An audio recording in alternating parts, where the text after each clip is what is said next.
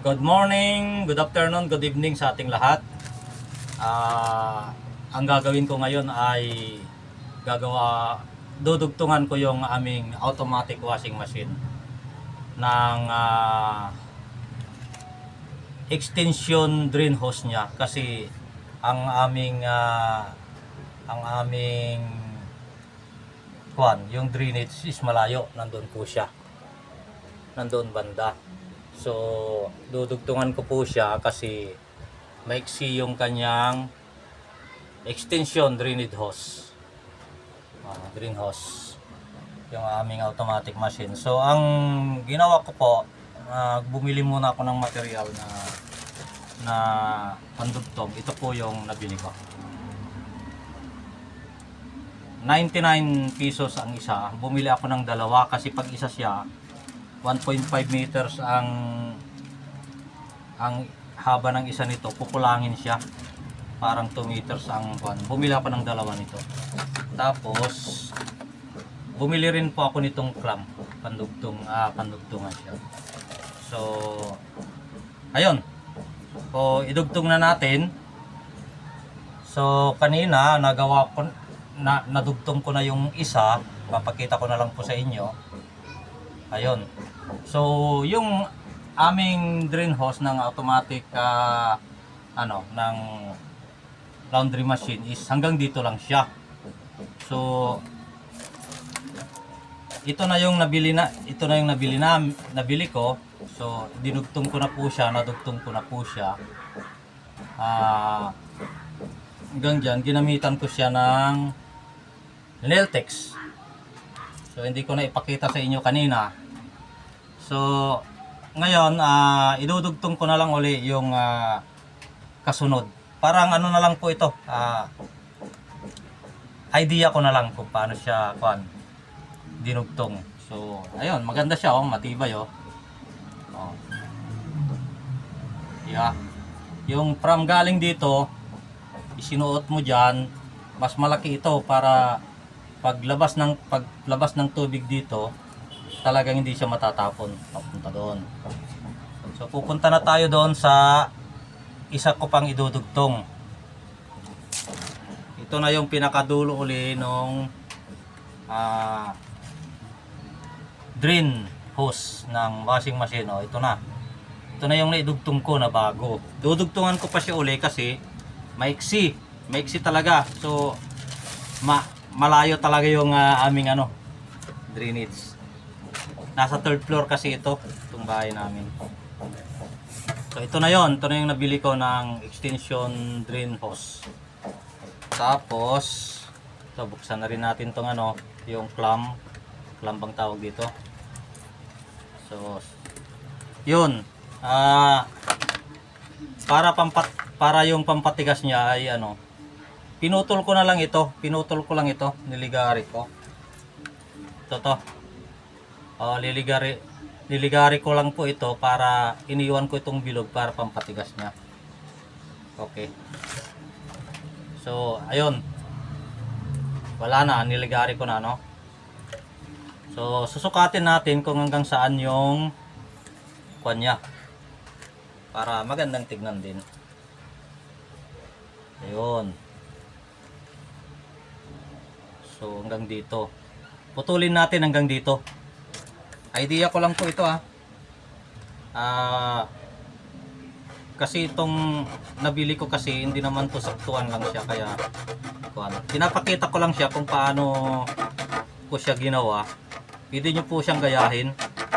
Maganda ang pagkakabit ko. Maganda kahit na hindi siya magkasuka. Mas malaki itong nabili ko.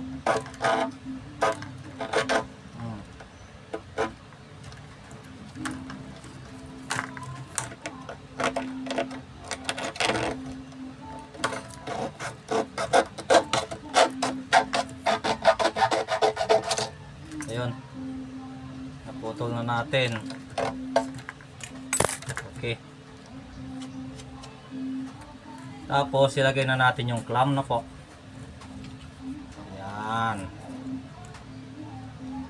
tapos sukatin na natin. Ayun sakto siya doon sa pagsukat ko, yung tigas niya. So didikitan natin siya ng nail tics. Ano po? Ito yung nail tics. Para talagang ano na siya, magiging magkadugtong na po siya. Papakita ko sa inyo. Yan o.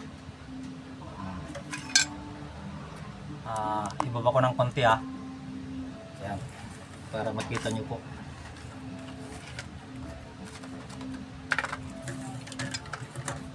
Sana. Kasi kagabi naglaba kami. Overtime kami. Kasi bago pa lang tong aming automatic.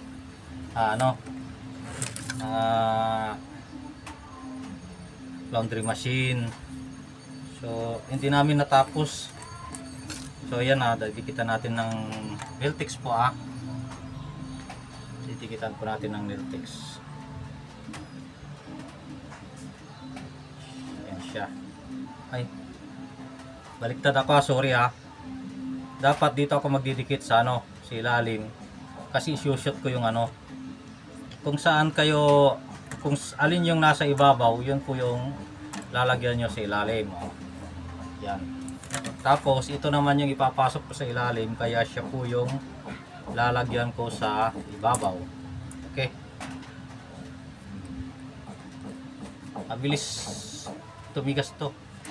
Simple lang.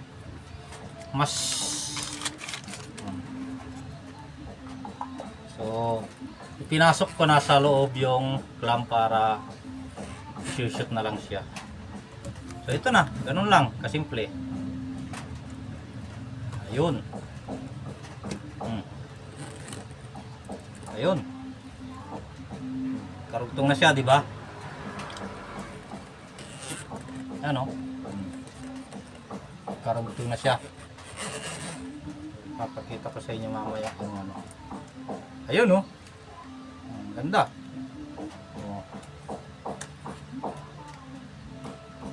Tapos ikitan na natin siya.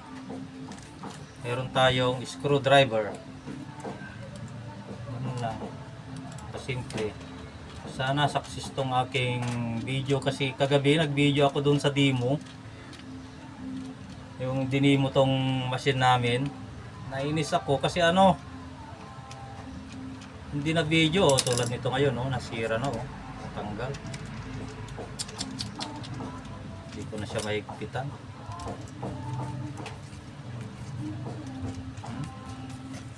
Sira siya, hindi ko na siya mahatak. Nasobrahan. So dapat ito kasi nahahatak niya ito. So anyway, ganon So pag mahigpit na siya, nahatak na. Ayun. Isipin na lang natin kunwari nahatak na to, ayusin ko, nahigpitan na. Ayusin ko na lang to mamaya. So ayan na siya Ganda, di ba? Ayusin ko na lang mamaya. Ganda. Tapos papakita ko sa inyo yung higpit na higpit kanina. Yung una kong nagginawa. Ayun, yun yung simula ng pagdugtong ko. Yan ganda higpit na higpit So ayun. Simula rito ipapakita ko sa inyo hanggang doon sa pupunta niya ng washing ay ng drainage. Kaya mahaba yan kasi ayan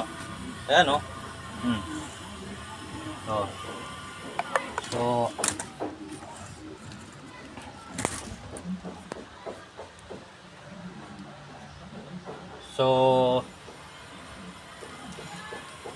nakita nyo naman kung paano ko siya idinugtong Ang material ko lang ay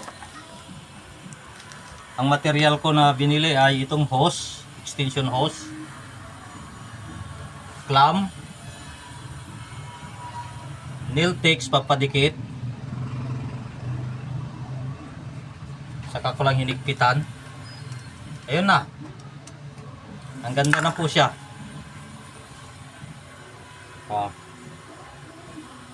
Ganda na pagkadikit, di ba? So, ito yung aming automatic washing machine. Madilim dito kasi nasa third floor kasi ako. So magpapaalam na po ako sa inyo. Sana nakatulong tong munting video ko na na magdagdag ng drain hose automatic laundry machine. Maraming salamat po sa inyong lahat. Sana nakatulong po sa inyo. Bye bye po.